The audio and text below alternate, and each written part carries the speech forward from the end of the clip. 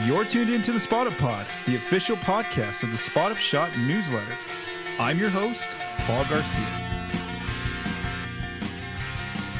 In today's episode, could Trey Murphy III be a player to watch as a trade candidate for the Spurs in the future?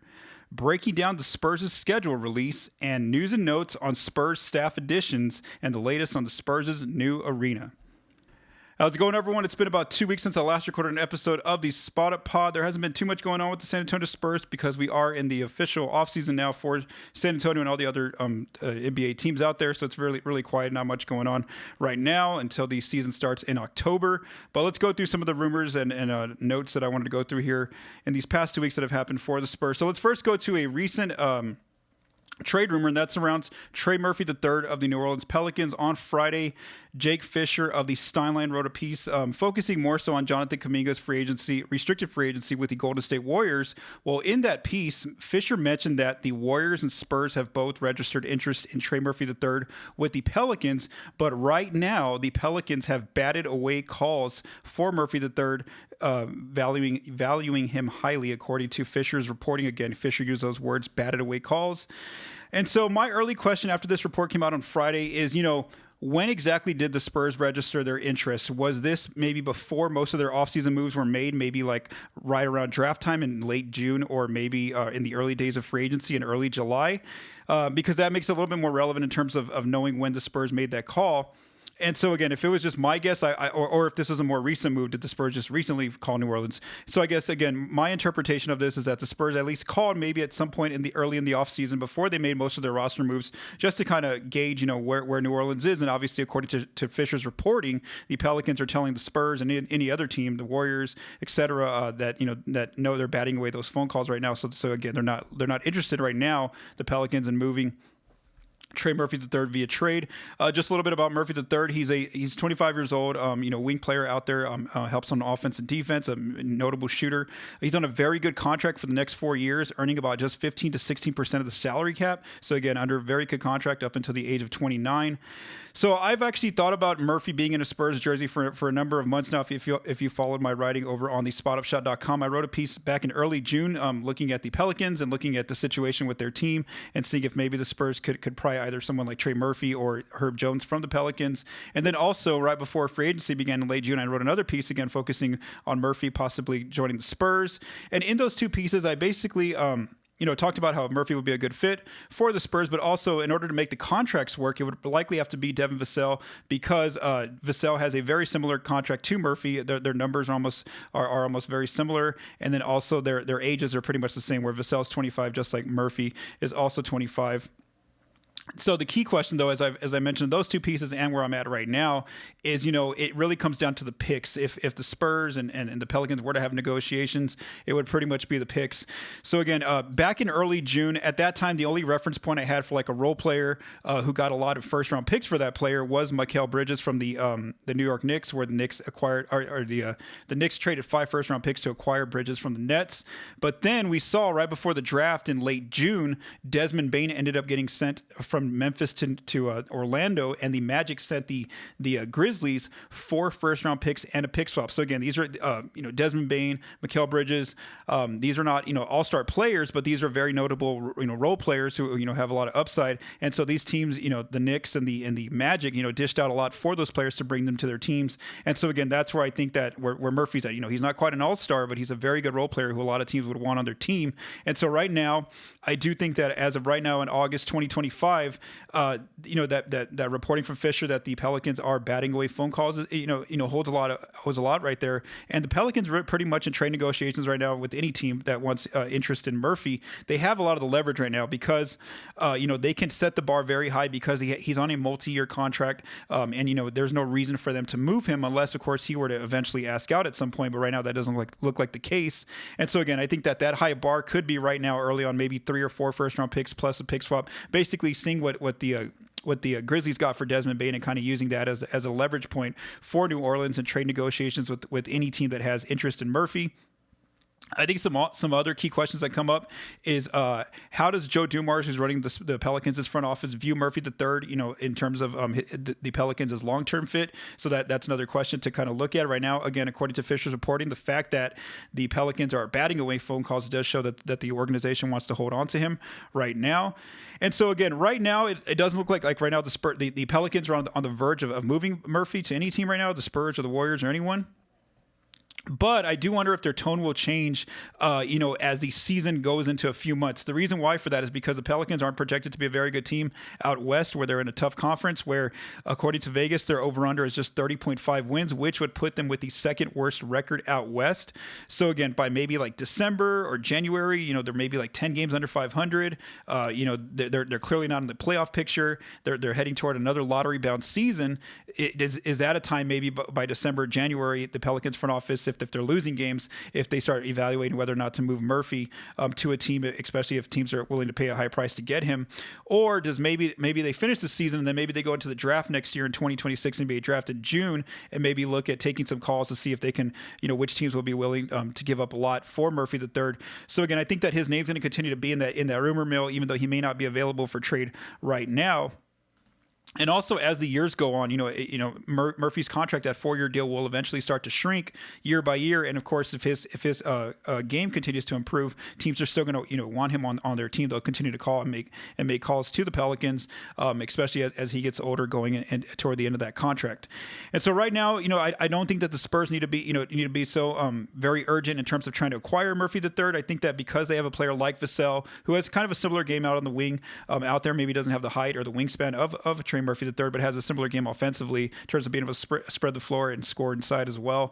I think that the Spurs can be a little bit more patient in terms of trying to see, can Vassell continue to develop and improve his game, and if so, then maybe they don't have to look at Murphy III as a long-term fit down the road. But they can use this season as that trial kind of season. And then if things aren't working out with Vassell, where he's not making that growth that maybe they're hoping to see in him, then maybe they can revisit the Murphy question of maybe calling the Pelicans in the offseason, or, if it's at some point in this season, maybe before the February trade deadline, or even next year or the following year. So all I would say is, again, I don't think that a trade is, on the horizon right now between the Spurs and the Pelicans, or the Warriors and the Pelicans. But I would say that going forward, Murphy III is definitely a player, I think, to watch as a trade candidate to possibly end up on the Spurs in a few years, as long as he's under contract for these next 4 years. All right, so now let's move on to our second topic, and that was the NBA releasing their schedule for all 30 teams back on August 14th. So some early takeaways on the Spurs' schedule, and I wrote about this over on thespotupshot.com if you'd like to check that out. The Spurs will have a significant increase in 22 national TV games that are going to be spread across ESPN, ABC, NBC, Peacock, and Prime, putting Wemby on national television for 28% of his 80 scheduled games. This also, of course, includes the marquee Christmas Day game against the Oklahoma City Thunder. As far as back-to-backs, the Spurs are going to have 14 back-to-backs in their new schedule. And then according to PositiveResidual.com, the Spurs have the sixth toughest schedule by their strength of schedule metric. And this makes sense considering that the Spurs are in a very tough conference, the Western Conference, which pretty much has a bunch of playoff teams in it. And not only that, they're in a tough division that has the Houston Rockets, who are projected to be the second best team out west, the Memphis Grizzlies, who maybe they're not going to be as good as they were last year, but they're still going to be, a team that you have to battle with every night. The Dallas Mavericks, again, another team you're going to have to battle with. And then, of course, the Pelicans, too, even though as much as I talked about the Pelicans looking like, they're going to be a lottery-bound team, which they do, they're still going to be, they're not an easy win every night when you go and face them if all their players are healthy and available in games. So what I want to do is go through a month-by-month look at the Spurs' schedule. First of all, Media Day will be starting on September 29th, so that's that final Monday of September. And then the Spurs are going to participate in 5 preseason games that span from October 6th through October 17th. Then we get to October. The Spurs have 5 games in this month, 3 home games, 2 road games, and 1 back-to-back. So I have these first, there's 5 opponents. What I want to talk about is kind of how I categorize some of these opponents. I'm going to say these teams are like teams that you battle with, where, yes, the Spurs should be favored on paper against these teams, but again, they really have to earn this win. These are teams that could beat them as well.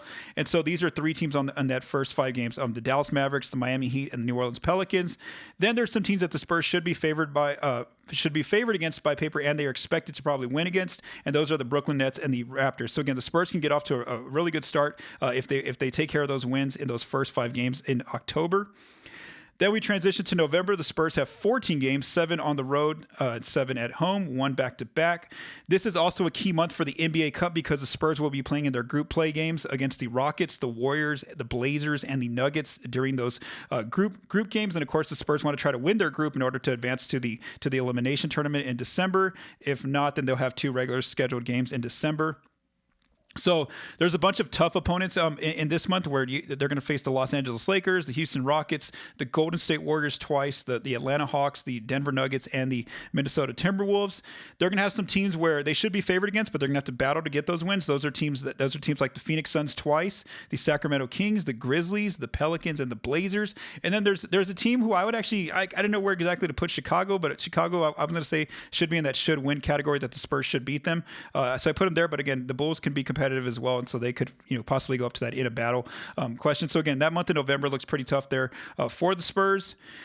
Let's go on to December. The Spurs have 12 games on paper right now, so 6 games at home, 6 on the road, 1 back-to-back. But like I said, if they don't qualify, or depending on their results in the NBA Cup group play games, they could have 2 regular season scheduled games there in December, so they will have 14 games. Or if they do really well, then they can move on to the knockout rounds, and of course they'd have games in elimination tournament format as well. So they're gonna get 2 more games in December. We just don't know which kind of games, whether those are group play games, regular season games, or knockout games. So they have some tough opponents on paper right now. On the schedule, they have the Orlando Magic. They face the Cleveland Cavaliers twice in December. They play the Atlanta Hawks one more time, the Oklahoma City Thunder twice, especially on Christmas Day, and then also the New York Knicks on I think that's on New Year's Eve. So again, some pretty tough opponents in December in terms of teams that they're going to battle with, but they should be able to beat. That's the Memphis Grizzlies and the Pelicans.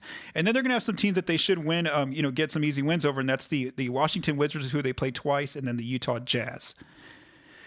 Let's move on to January. So there's 15 games in the month of January, 6 at home, 9 on the road. There's 4.5 back-to-backs. The reason why I say 4.5 is because one of those back-to-backs carries over into February.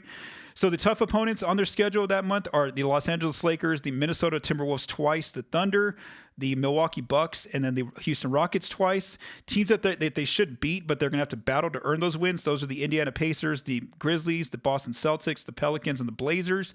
And then teams that they should defeat on paper, that they should be favored against and win against, are the Utah Jazz twice and the Charlotte Hornets. Let's go on to February. The Spurs have 11 games in this shortened month, so they have 5 home games, 6 road games. This is also when the rodeo road trip starts.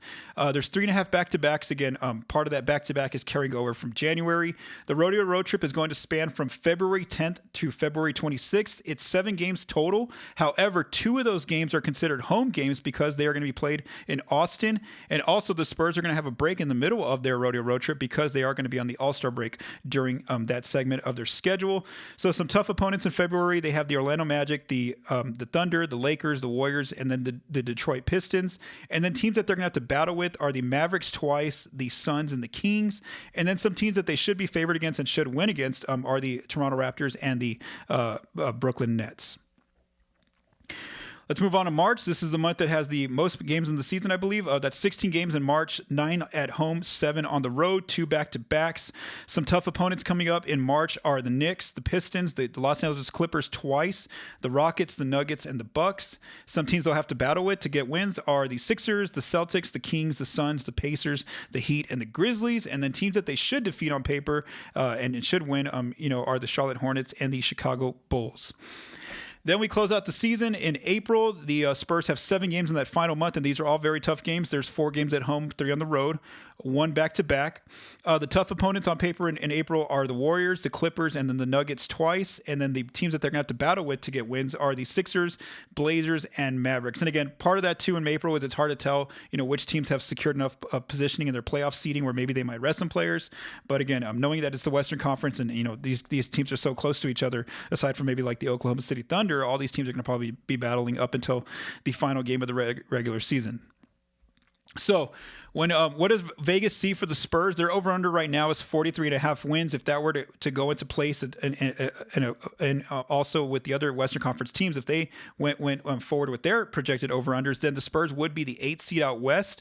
And so that's kind of where I've seen San Antonio maybe possibly somewhere in that mix of like 6 to 10, 6 at best seed, maybe 10 at worst seed. But I do expect the Spurs to finally, end their playoff slump and at least either get into the play-in tournament or at least get into the playoffs.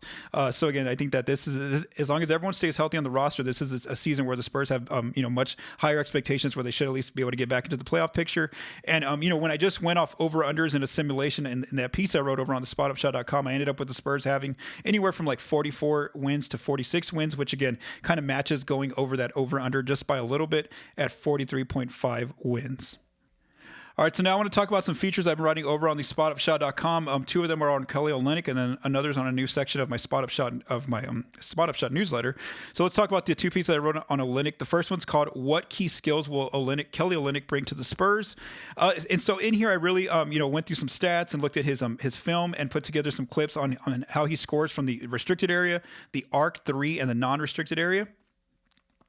I also talked about his passing skill set, his ability on defense to steal the ball, and then also his versatility to go into different lineups on offense. Then the second piece I wrote was called "Some Awesome Kelly Olynyk Passes," and so this piece came together because as I was getting some of the film clips for the other one, the one right before that I talked about, I was looking at his passes and he was throwing some really gnarly kind of passes, some like no look passes, some really good precise passes to cutters, whether that's direct or bounce type passes. And then also I saw him run pick and roll a few times. And so what I did was after I posted the first piece, I was like, okay, I really want to focus on his passing just because it is the off season, there's not a lot going on, and so I just wanted to kind of put some more so like a highlight kind of reel together there.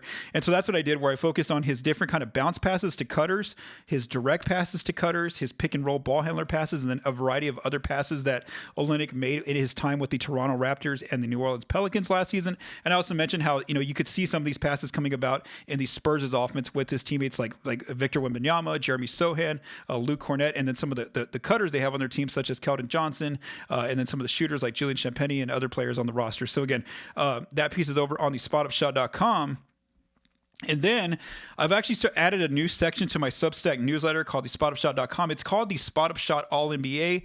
And so what this is doing is I'm kind of focusing on the entire NBA, not just the Spurs here. And so in this newsletter, what I'm doing is kind of bringing some of my Spurs, same Spurs stats analysis and salary cap experience more so to other NBA clubs, not just the Spurs. And so you can subscribe to those by plugging your email address when you visit one of those pieces. And what the difference here is that, I know a lot of people follow my work more so for my Spurs coverage. So I didn't want to, put these new pieces in everybody's inbox in their email that's already subscribed to the newsletter. So that's why I give you that option of being able to subscribe, to this using your same email account, but now to that section, that other section of my Spot Upshot newsletter. And so any paid pieces on that you've already paid for the Spurs side, also you get access for free to those other pieces. Those are actually included in the whole package. So again, that's over on the spotupshot.com. It's called the Spot Upshot All NBA. That's again, if you want to go outside and read my Spurs coverage, outside of my Spurs coverage and read my All NBA, and not just All NBA, but overall NBA coverage over on the spotupshot.com. All right, finally, let's look at some news and notes. So let's begin with the coaching staff updates that the Spurs had this past week. On Monday, they announced a bunch of new coaching staff additions. So Sean Sweeney is going to be joining the Spurs as an associate head coach. He was with Jason Kidd in Dallas for a number of years as an assistant coach. Corliss Williamson is joining as an assistant coach. He's coming from the Minnesota Timberwolves organization as an assistant coach, and he's also a former player. Scott King was the former coach of the Austin Spurs, but now he will be moving into an assistant coaching role with the San Antonio Spurs. Tim Martin is a notable skills trainer who has worked with Victor Wembanyama, Trae Young, and Tyrese Maxey as some notable players in the NBA. He's going to be joining the Spurs as an assistant coach / player development coach. Former NBA All-Star and NBA champion Rashard Lewis is going to be joining the Spurs as a player development staff personnel. And so Lewis, joining the Spurs, this is notable because we saw him on the Spurs' summer league staff, and so that's where we saw him in Vegas for those few weeks. But now he's going to be joining the team for full time here as a player development coach here. And so Lewis brings a lot of experience, obviously, and he's played both roles in the NBA. When I say both roles, I mean that in his prime he was an All-Star in Orlando. And so, he was one of the go-to players for the Magic. But then as he transitioned later in his career, he ended up becoming a role player for some teams. And so, again, he can kind of bring that experience to the Spurs as players, but both like their marquee players on the roster, their notable players who are current All-Stars or former All-Stars, and then also brings his experience as being a role player in the NBA toward the end of his career. And so, more so for the role players on the Spurs' roster. So I think that Rashard Lewis is going to bring a lot of experience to the Spurs' staff. And then Andrew Weatherman is going to join as a coaching analyst, and he's joining from the New York Knicks' organization. As far as coaching staff promotion, the team announced Jimmy Barron will be moving into an assistant coach / player development role. Josh Brannon will be moving up to an assistant coach / player development role, and then Madison Clower will be moving up to a player development analyst role. And then as far as the other staff members on the bench, Matt Nielsen and Mike Noyes will both remain as assistant coaches under head coach Mitch Johnson. And then also Brett Brown, who was an assistant coach of the Spurs, will be transitioning into a front office position with the Spurs organization. All right, and then I just want to kind of give an update on the Spurs' arena situation. That this is coming directly from the Spurs. I will admit, I'm not as plugged into the whole arena, situation, the whole what's going on there. So there's some notable, TV reporters in the local San Antonio market who are covering that really well. But again, that's just not my area. I more so stick to like salary cap stuff and all the stats stuff. So again, this is not quite my area of expertise. But I'm just going to read what the Spurs put out on Thursday, part of their statement. So on Thursday, they put out a statement on behalf of San Antonio Spurs managing partner Peter J. Holt, where he basically said that this vote is going to be decided by the voters in Bexar County on November 4th. And so again, I'm going to put the full statement on the screen for those that watch it in video format. But again, that vote will be decided, it looks like, on November 4th, according to the citizens of Bexar County will have a chance to vote on whether or not they want to vote for that new Spurs arena or not. And so we are in the, we're basically in what one of my old Spurscast colleagues over at Project Spurs when I used to work there, Aaron Prine, used to call the doldrums of the offseason. That's kind of where we're at right now. And so again, there's not a lot going on with the Spurs right now. Regarding their training camp roster, they can still add 2 more players on training camp contracts. It's been kind of quiet.